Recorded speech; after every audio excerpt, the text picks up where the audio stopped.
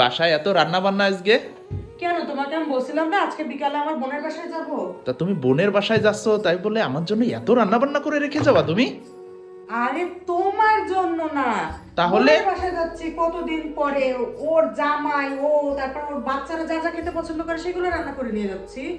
এই দেখো, তোমাদের গ্রাম থেকে যে দেশি ট্যাংরা মাছ পাঠাইছিল, ওর জামাই তো দেশি মাছ হেভি পছন্দ ও, করে। আমার আম্মা যেটা পাঠাইছিল ট্যাংরা মাছটা। হ্যাঁ, তো ওর জামার জন্য এটা রান্না করছি, তারপরে বুড়ি রান্না করছি, ওর বাচ্চারা এই যে বিটরুট ভাজি পছন্দ করে সেটা রান্না করছি, দেশি আলু দিয়ে সিম রান্না করছি।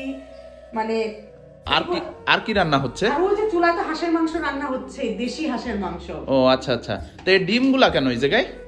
ও, ওর বাচ্চাদের জন্য ডিম এনেছে। ওর বাচ্চারা ডিমের পুডিং হালুয়া খেতে অনেক পছন্দ করে, তোমাদের গ্রাম থেকে আনা ওগুলা, আর দেশি পেঁপে গাছে নিয়ে যাচ্ছি, এই জন্য হচ্ছে এগুলাই। আর কি নিব? হ্যাঁ, আর কি বানিবা? আমি তো তোমাকে 3000 টাকা দিছি, তার থেকে মিষ্টি ফল আর যা যা ওইগুলা কিনে নিয়ে হ্যাঁ, যাবা। তা তো অবশ্যই নিব। হ্যাঁ, তুমি হ্যাঁ। ভাইবো না তোমার ওই টাকা আমি আবার মেরে দিচ্ছি। ওর বাচ্চা যা যা পছন্দ করে নিয়ে যাবো। কেন, তোমার মেরে দেওয়ার স্বভাব আছে নাকি? আরে না, আমার বোনের বাসায় যাচ্ছে, আমি টাকা মারবো কেন? কিন্তু আমার বোনের বাসায় যাওয়ার সময় কিন্তু টাকা মারো। মানে তুমি এই যে এত কিছু, আমি 3000 টাকা দিছি, তারপরেও যে এত কিছু রান্না করে নিয়ে যাইতে হচ্ছে, মানে নিয়ে যাচ্ছ, আমার তাতে কোনো সমস্যা নেই। তুমি আবার ভেবো না যে তোমাকে আমি মানে খোটা দিচ্ছি আর কি, ঠিক আছে? কিন্তু সেম জিনিসটা যদি আমার বোনের বাসায় যাওয়ার সময় করতে, তাহলে আমার যে কি খুশি লাগতো, ঠিক আছে? আমার বোনের বাসায় আমি যাই বা কত, ওই 6 মাসে একদিন যায়, বছরে একদিন যায়, তার জন্য আবার আমার এত ঘটা করে যায়। ওই বছরে একদিন যাও, তাও আমি বলতে বলতে বলতে তাই যাও। আর নিজের বোনের বাসায় তো সপ্তাহে 2 দিন গেলে মনে হয় তোমার ভালো হয়, ঠিক আছে? আর তোমার বোনের বাসায় যাওয়ার সময় ঠিকই 3000 টাকা দিই, আর আমার বোনের বাসায় যাওয়ার সময়ও তোমাকে 3000 টাকা দিই। তো কিন্তু সেই কি টাকা করো? দিয়ে বলেছে তোমার বোনের জন্য, বোনের বাচ্চাদের জন্য কিছু নিয়ে যাই না? কি নিয়ে যাও? হাইস্ট হলে 50 টাকার পেঁয়াজি, 50 টাকার পুরি, আর সর্বোচ্চ গেলে একটা কোক নিয়ে যাও।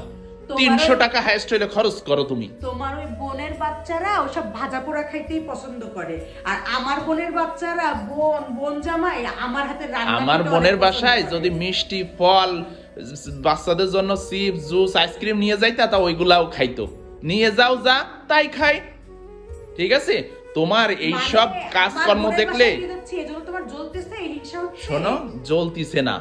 তুমি যদি আমার বোনের বাসায় যাওয়ার সময় মিষ্টি ফল জুস এগুলা, তারপরে যদি আমার বোন কি খাইতে পছন্দ করে সেই জিনিসটা রান্না করে নিয়ে যাইতা, তাহলে আর এই জিনিসগুলা দেখলে আমার রাগ হতো না।